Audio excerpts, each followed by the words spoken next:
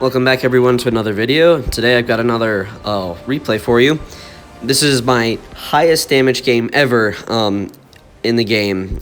This battle, it's pretty kind of stupid the way that it happened, to be honest, because all I do is pretty much sit and, be a normal TD, which, I mean, you kind of need luck to have the situations to get this high amount of damage. And that's with anything too, as far as damage goes, and as far as just figuring out how to play. Yeah, you do have to play the tank certain ways, and yes, you do have to be careful of what you do and learn the tactics, but also you do need a little bit of luck so you can farm damage. Anyway, the T30, I've never featured this tank before on the channel, and I can tell you that it's pretty much just a turreted T95, but without hull armor. It does have decent turret armor. It will bounce most shots unless it's a Jagdtiger E100 that's spamming prem out your turret, then it's just going to go right through.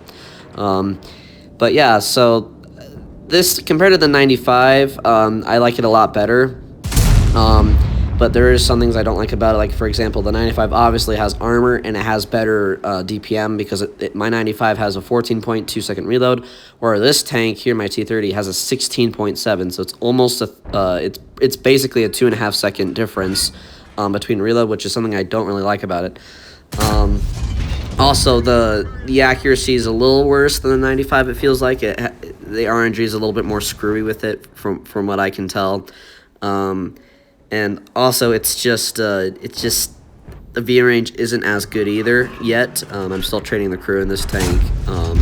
My 95 crew, I believe, has, I think my commander has like 4 or 5 skills, and then the rest of the crew, my 95 has 3. And the rest of the crew only has 2, and my commander, I think he has 4, I think. And yeah, this tank, I feel like it is so much easier to play because you can chase damage, like I explained earlier when marking this tank. It is just so much easier to chase damage, which is why it's so easier to mark, even though it's 200 damage less average for marks than the 95 is. The thing I don't like about this tank, though, is, again, it has a very soft hull. You can side scrape in it, but, again, against big guns, it's kind of difficult too. And also, the cupola is very easily hittable as well, so that is also something which, but thankfully, it's only 1 cupola rather than 2 like it is on the 95.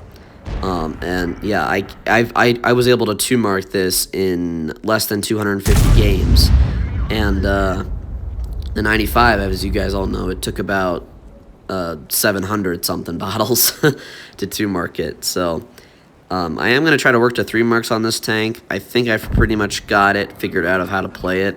From what for now, from what it seems, the best way to play it is to play it as a sniper when there's mostly tier 10 heavies like 2790s and chieftains on the enemy team, and also when there's when you need when there's a lot of TDs in general, just to be able to find a decent position to snipe like I am here, because again, I do have a very soft hull.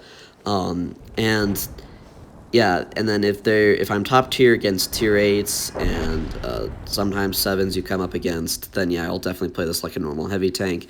But if there's hardly any tier 10 at all, and they're not OP heavies, like I said, again, a 2790 or a chieftain or a 907, whatever it may be. I'm sorry, 907's a medium, but then I will play like a heavy. But I found that I usually don't play it like a TD very often. This is the time when I actually do. When I played this as a true TD, usually I was kind of just in between. And as you can see, I was backing up behind the bushes before I fired because I didn't want him to spot me using the 15-meter rule, which really, really helps considering this thing doesn't have very good concealment. I think it's only 11% stationary. I think it's like 6% when I'm on the move, so it pretty much has no camo. But I do like the 3D style on this tank. It does look good, and like I said, this is a very fun tank to play. I've aced this, I think 5 times. I haven't done any other replays on this yet, but I plan on to. Maybe 1 or 2 other ones. Maybe when I double mark it, and then another one where I got 6K. But yeah, so back to the whole replay itself of this of this video. Yeah, so I end up getting just a little bit over 7K, and I probably would have been able to do more if I hadn't missed 2 shots. And yeah, that's just the T30 for you. It's a very fun tank to play, and I love it. I think that the biggest problem that I had when I first started to play it is the fact that I tried playing it like a normal heavy, when there's a lot of tier 10 heavies on the enemy team as well, because this is a tier 9 tank destroyer. So and yeah, that I don't know how that shot missed. But yeah, I've found that the gun handling is a little bit worse than the 95. So I've equipped this thing with a rammer and with improved aiming to help with that accuracy, and also improved rotation mechanism, which improves my gun handling slightly, and it also increases my my hull traverse and my turret traverse too. So I didn't exactly know how to set it up then, but a friend told me how to do it, and I found that this setup does work out the best, and it's worked pretty much for the most part. Before I had rammer, vents, and optics on this, and then I kind of switched it up. I replaced it with the IRM and with the improved aiming, which I think was a correct decision to do. And yeah, that grill took a blind shot at me, which was kind of smart on his part, but I do return him the favor. So I think here he knows that that I've been hit. And at the end, if I hadn't gotten shot then, I would have been able to survive, because you'll guys see towards the end where I get outflanked by a leopard. But I do pay that leopard with a nice HE round into his side.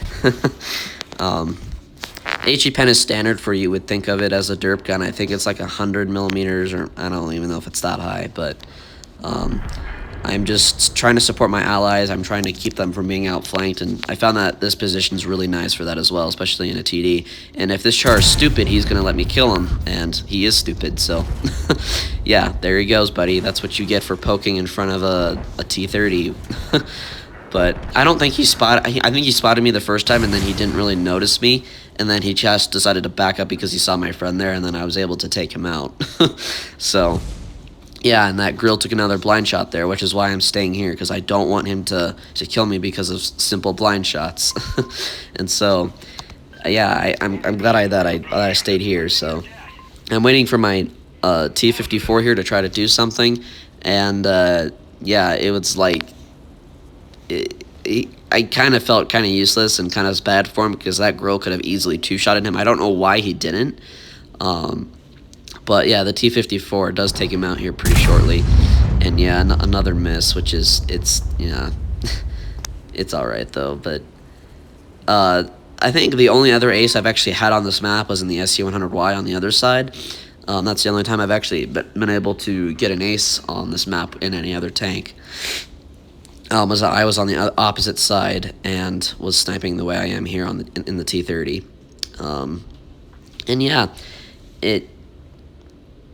this tank is, I think it's 15 kilometers faster than the 95. The 95 goes 20, maybe 25 if you can get lucky, but this puppy will go around 35 to 40 depending on the terrain and depending on the slope that you're driving on.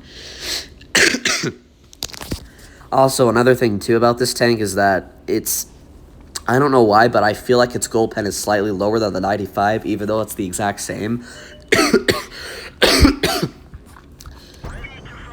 Excuse me.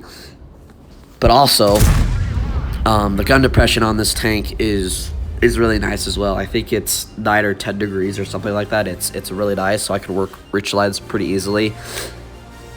And when I go hold down and use all my gun depression, I can almost completely hide my cupola. It makes it very difficult for the enemy to hit my cupola as well. So yeah, like I said, I did end up double marking this, which again was so much easier than the 95, mainly because of the maneuverability. That made a huge difference. Like I said, you have to be able to chase damage in order to mark. And the 95, like I said in the past, it's very hard to do that. I would definitely recommend this line. I think that for tier, the T30 is better than the E4. I'm gonna get the E4 just to try it out and see if it's worth keeping. It's more. I do have the E3 as well, but I just don't like the E3 as much as my 95 because it's just has such a massive lower plate, and that's where everyone spams it, and it feels like I fight a lot of big guns a lot, and they just use heat, and then they just go through my upper plate, or they just go through my near my gun mantle, and it's really annoying. Although the cupola is strong, it's like 340 millimeters or something like that, and I think the smaller part actually is stronger. It's like 400 something millimeters. So the cupola is nice, but like I said, the 95 it just feels a lot better since it's not as tall and it's not as it's just harder to get around the 95, it feels like, since it's bigger. But I don't know if I'm playing the E3 wrong, which I'm assuming I am, or if it's just I'm used to the 95 so much, because the 95 still has a lower plate that's weak, but it's so much smaller and so much harder to hit than it is on the E3. The E4 I think I'm going to play as a true TD because it doesn't really have any armor, because if you try side scraping in it, they can just shoot your engine in the back, or they can shoot your cheeks and your cupola, which are very weak as well. I can pen the cupola with AP in this tank when I'm shooting at an E4. Whenever I see an E4, I'm like, ooh, farming time. And the only thing that makes the E4 actually okay is its gun. You know, it's a big 700 alpha gun, 750, I'm sorry. And yeah, the T30 is just so much more flexible than the E4 is. The E4 doesn't have that much gun depression. It's okay, I think. And I don't really know anything else about it. So like I said, I'm gonna try it out and see if it's worth keeping. But I do know that tier for tier that the T30 is better.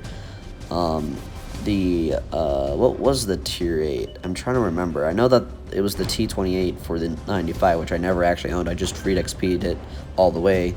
And I never actually had to buy the T28.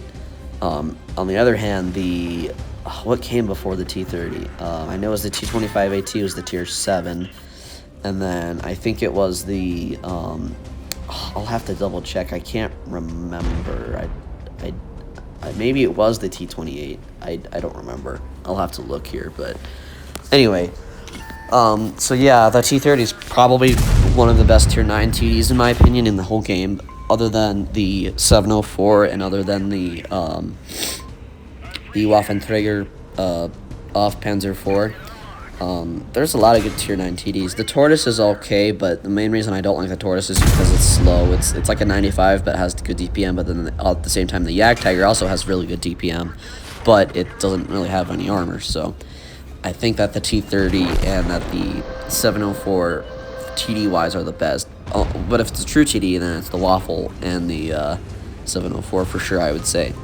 And yeah, as you can see, we got taken out there. We did have some really nice shots, and we do end up winning this battle. And I'm happy of how much damage I got, and it was nice being able to farm that.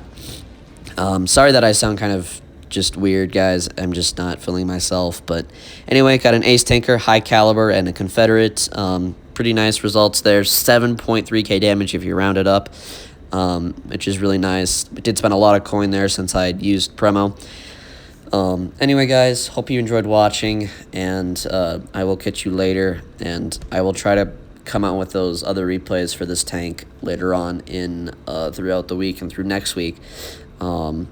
Tomorrow I do plan on doing another video of Dude's Tech Talks if I can, but other than that, see y'all later.